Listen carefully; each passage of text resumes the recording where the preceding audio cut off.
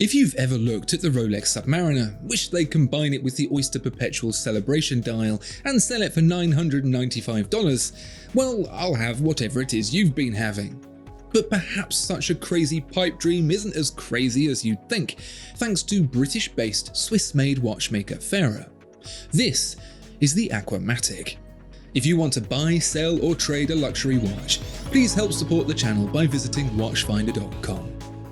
There's been a boom in recent years of watchmakers that want to do things differently. Doing things differently is, these days, a pretty tired and hackneyed idea, however. Doing things differently when everyone else is already doing things differently inevitably becomes doing things the same. So I can imagine that a brief look over Thurso's website might make you and your tired, cynical mind think you were looking at the reskin of a well-used idea, but I think it's worth a closer look. Thurso started life in 2015 in the way many of these brands do, by looking at everything else out there and doing the mother of all eye rolls. Stuff's either too rubbish, too expensive, or both. Thurso had other ideas. But it wasn't enough to simply make cheaper versions of existing watches. Even in 2015, that was more overdone than my signature Christmas turkey. So instead, they made watches that look all kinds of different. And different, as Thurso will tell you, is good. Some of their watches are really different, such as cushion-cased, oversized moon phases and twin crown world timers, and that's cool. For a dive watch, however, the AquaMatic, you kind of have to stick to the formula a bit. They already have the compressor-style aqua compressor, but for the AquaMatic, they towed the party line a little closer. Does that mean the AquaMatic, all these years on after Thurso set out to do things differently, has finally come full circle to just being the same? Well, it has 3 hands in a vaguely broad arrow style, a unidirectional turning bezel, waves on the dial. Sounds pretty unimaginative to me. Except, unless you're unfortunate enough to be afflicted with colour blindness, you'll quickly see the AquaMatic is far from ordinary.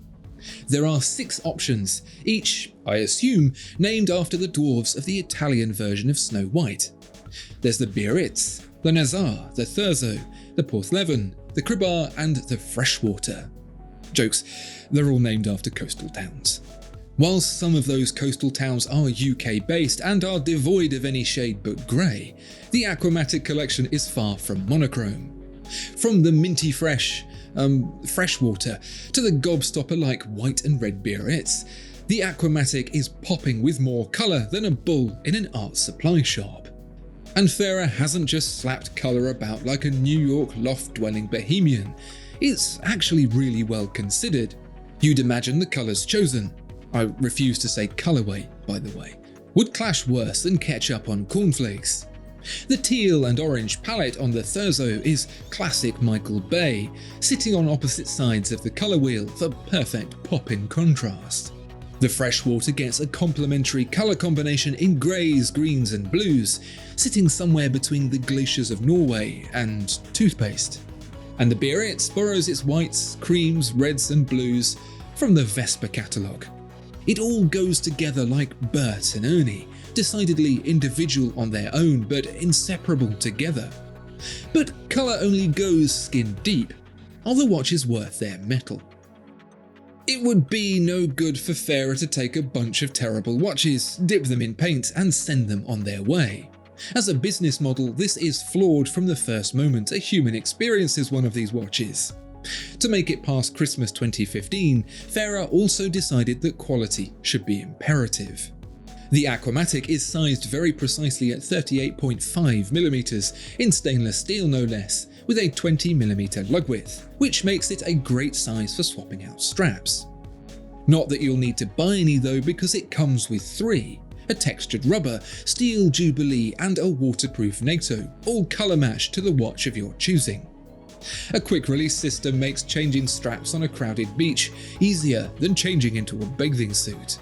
The crystal is sapphire with hardened anti-reflective coating both inside and outside, and the 120 click bezel is either in ceramic or aluminium, depending on the look. It's not just the colours that differ with these AquaMatics, it's the finishes as well, subtly varying between each depending on the vibe.